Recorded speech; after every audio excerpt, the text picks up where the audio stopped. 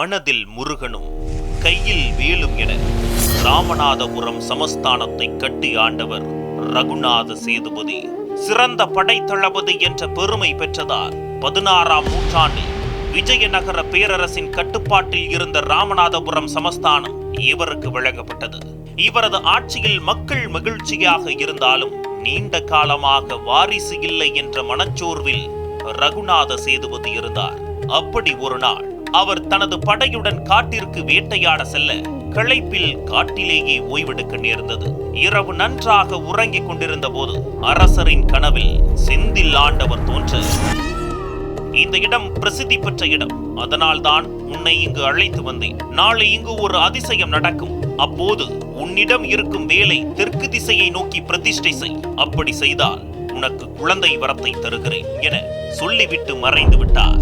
கண் விழித்த அரசருக்கு மிகுந்த உற்சாகம். விடியலை பார்த்து நீராட சென்ற போது நீரோடை செந்நிறத்திலும் நீர்த்துளிகள் அம்பலவான நடனத்தின் போது ஏற்படும் மணி ஒளியை போன்ற இசையுடனும் காட்சியளித்தது.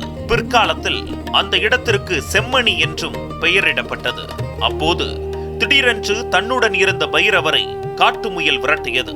இயல்புக்கு மாறான செயல் நடந்ததும் இதுதான் அந்த அதிசய நிகழ்வு என்பதை உணர்ந்தார் அரசர் ரகுநாத சேதுபதி.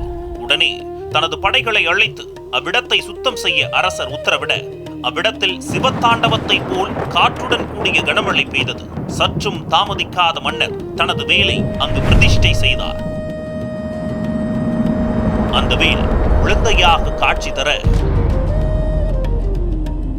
முருகன் அவ்விடத்தில் ஆண்டி பாலகராக காட்சியளித்து அருள் வழங்கினார். தன்னை நாடி வருபவர்களுக்கு நோய் நொடிகளை தீர்த்து வைக்கும் வைத்தியனாகவும் குழந்தை செல்வத்தை தரும் குழந்தை வேலப்பராகவும் அன்று முதல் இன்று வரை ஆண்டி பாலகனின் ஆலயம் திகழ்ந்து வருகிறது.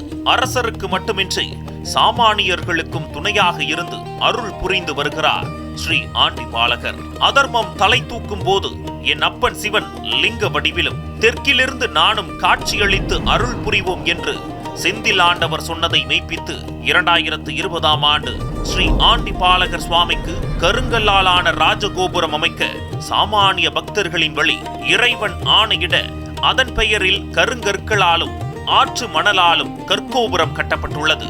இப்படி முருக பக்தர்களின் குறைகளை தீர்க்கும் வரலாற்று சிறப்புடைய தெய்வ அருள்மிக்க ஆலயம்தான் மேலூர் செம்மணிப்பட்டியில் அமைந்துள்ள ஸ்ரீ ஆண்டி பாலகன் ஆலயம்.